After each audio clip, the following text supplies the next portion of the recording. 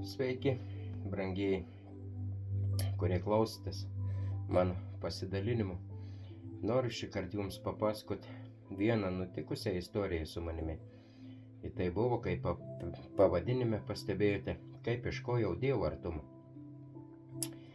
Aš tikiu, kad daugumai žmonių ateina, kai mes pavargstame nuo šurmulio, nuo visų, nuo darbo, nuo džiaugsmų ir vargų tiesiog. Atrodo visko ir norim pabūti tokioje artumoje, Dievo artumoje, tiesiog pajusti Dievo artumą. Ir kai man prieš kažkur 15 metų buvo toks noras, didelis noras užėjęs, galvoju, Viešpatie Dieve, taip norėčiau tokioje tyloje, be telefonų, be jokių nieko, su tavim pabūti. Ir nors ir patylėti atrodo, nieko nesakyti, aš su Dievu gali maldoje pabūti, mes daugumą žinome ir suprantame. Ir aišku, nėra tik vien, kad kalbėti, reikia ir patylėti ir Dievu išklausyti. Dievas taip pat kalba mums į širdis. Ir tai pasiklausykit nutikusios istorijos, ji tikrai įdomi. Ir tai aš pagalvojęs, taip galvojau, kur aš galėčiau šitokį artumą išgyventi, kaip aš galėčiau jį išgyventi, tokį artumą su Dievu. Žinot, man niekas daugiau netėjo į galvą, man už kartą atėjo vienuolynai, yra žmonės vienuolynuose, vienuoliai, jie ten, vienuolynuose, savo celėse, ir tikriausiai jie ten, patiria tokį, galvoju, artumą su Dievu, kad ir aš norėčiau, aš turiu šeimą, vaikus, žmoną, galvoju, vienuolyną, bet pabūti nors kelias dienas. Ir žinot, aš pakalbėjau su tokia viena vienuolė seserimi, pasisakiau jai apie tą norą pabūti su Dievu. Ir ji man tiesiog davė adresą, miestą nurodė, kur aš galėčiau į vyrų vienuolyną nuvažiuoti, ir sakė, tikrai mane mielai priims ir leis pabūti ten kelias paras, kiek aš ten norėsiu, gausiu ir celę, patalpą ir taip. Tai aš tada dar kažkaip galbūt neatsimenu, bet tikriausiai gal neturėjau išmaniojo telefono, tad nusipirkau žemėlapį. Pasižymėjau būtent tą miestą, pasižiūrėjau kelius, kur čia man arčiau, kaip čia važiuoti, ir tiesiog iš degalinės ir pajudėjau. Ir žinote, išvažiavau anksti ryte, pasiėmiau šventą raštą ir truputėlį pinigų. Ir būtiniausius ten tokius savo kelis daiktus, bet šiaip šventą raštą ir pinigėlį truputį. Ir išvykau. Ir žinote, nuvažiavau kažkur tai jau apie 1,5 valandos kelionė buvo. Įvažiavau į tokį miestelį, kur tikėjausi, kad ten jau kažkur ir esu netoli tikslo. Tame miestelėje sustojau, žinot, galvoju, kur čia dabar važiuoti reikia. Ir tiesiog ėjo žmogus, aš jo paklausiau, mielasis, sakau, gal gali pasakyti, čia prie jūs turėtų būti vyrų vienuolynas. Jis pakraipė galvą, žinot, sako, aš čia gyvenu jau seniai, bet gal kažkada ir yra buvęs, bet aš tikrai dabar nežinau. Sako, gal tu nueik, sako, pas kleboną į bažnyčią, sako, ir paklausk, jis tikrai žino, sako, kur čia, koks vienuolynas. Man taip keistai, man pasirodė, kad šitokio vienuolyno ir nežino. Galvoju, kažkas yra ne taip.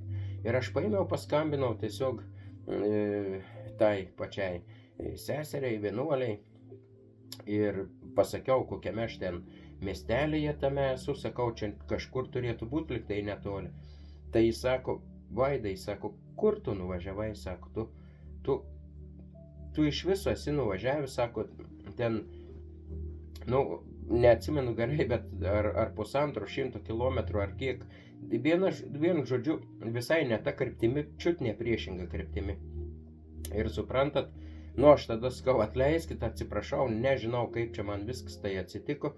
Tada aš mašinoje sėdžiu ir sakau, Viešpatie Dieve, ką aš čia veikiu, aš važiavau, aš taip norėjau su tavim pabūti, arti tave, su tavimi, kaip sakant, tokioje tiesiog nuo viso triukšmo, nuo visko pasislėpęs, o kaip aš čia atsidūriau, žinot, 150 kažkiek kilometrų priešinga kryptimi. Sakau, Viešpatie Dieve, kaip čia su manimi šitaip atsitiko.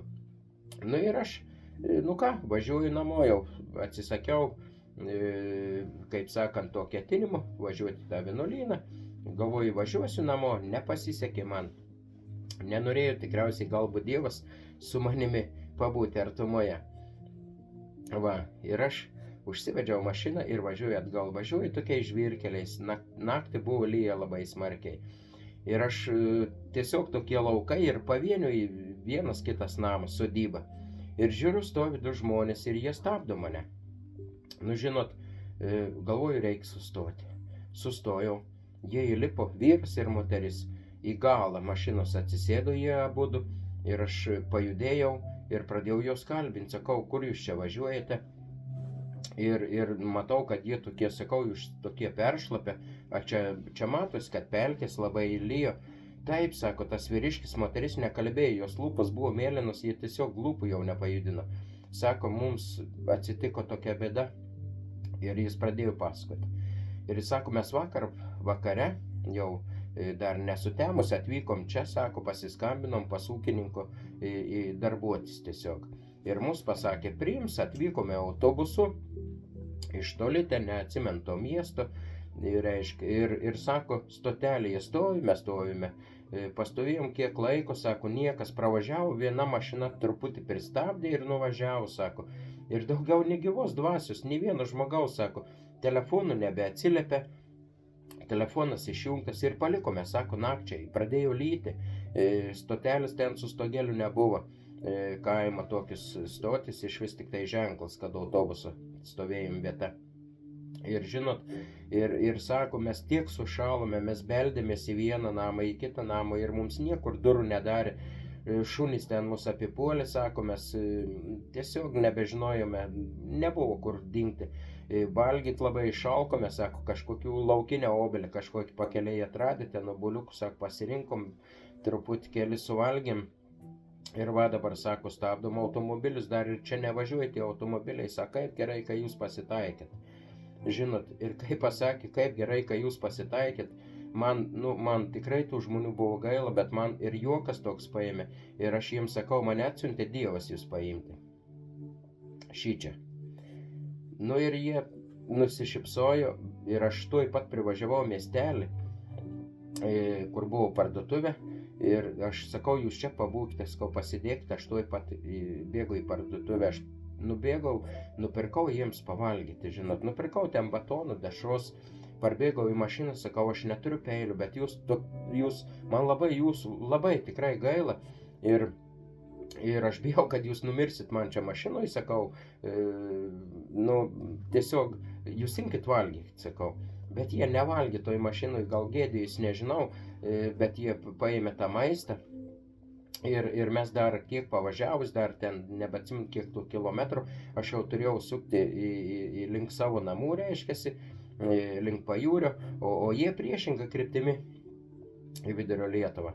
Ir žinote, aš jiems dar sakau, čia dabar tie autobusai, kaip jūs dar čia toli labai, taip, sako, mums dar toli tikrai, sako, gaila, kad jūs ne į tą pusę, žinot, ir, kažkaip pat neatėjo minčių, gal jos, kadangi priešingą kryptimi, žinot, aš ištraukiau dar, kiek turėjau pinigų, jiems padaviau, sakau, jūs žiūrėkite autobusą ar kažką ir, tikrai parvažiuosite, o aš vykstu namo.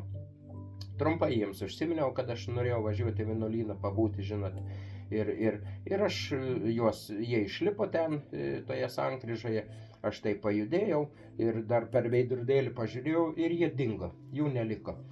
Ir suprantat, gal jie į pamiškę nuėjo pavalgyti tiesiog, o kaip kitaip nežinau, bet žinau, kad šventame rašte yra sakoma, kad būkite geri ir galite netgi sutikti ir angelų. Žinot, kas čia dabar žino, aišku, kiti juokstis galbūt, aš neskau, kad tai, aš manau, kad tai buvo žmonės, papuolė į tokią situaciją. Ir žinot, aš parvažiavau namo, tada tikrai juokingai buvo, žmona mane pasitiko, pradėjo juoktis iš mane, sako, pabuvai Dievo artume vienuolyne, taip greitai tave išvarė, tikriausiai toks nuodėmingas, tavęs nieks ir į vienuolyną, sako, nepriima, nei keliom valandom. Tai žinot, aš jai papasakojau tą visą istoriją, kurią jums dabar papasakojau, ir jai pasakodamas, aš tik tada suvokiau, kad aš buvau pačioj didžiausiai Dievo artumoj. kai paėmiau šventą raštą, kai paskaičiau, kad kada padėsite vienam iš mažiausiųjų, būsit padėję man. Tai žinot, aš tokią šilumą širdyje ir dabar vat jaučiu dar tokį šiurpas eina per kūną. Ir žinote, ne visados, nors Dievas yra pasakęs, kad vargšų jūs visados turėsite, žinot, bet vat, kad nuvažiuoti kelis, šimtus, beveik 200 kilometrų, kad paskui pavežti ten apie 70 kiek kilometrų, nežinau kiek ten gavosi, tuos žmonės, tai tikrai, bet Dievo artumą pajutau tikrai. Ir šiandien nesakau, kad visiems taip turi būti, žinote, kad Dievo artumą pajusite tik tada, kada padėsite žmonėms patekusiems į bėdą ar kažkaip kitaip, kaip sako, mažiausiems netvirtinu tai, gal yra ir dar daugiau visokių būdų, bet mano patirtis va šitokia, žinot, ir dar šiai dienai aš tikrai džiaugiuosi, kada Dievas suteikia progą, nes, savo prisimti kažkokių darbų aš negaliu, nes, sako, jūs nuo manęs atsiskyrę nieko negalite, žinote, padaryti, taip sako Dievo žodis. Tai vat, brangiai, šitokia istorija, gal kiek jūs pralinksmino ar sušildė, sėkmės jums, iki pasimatymo.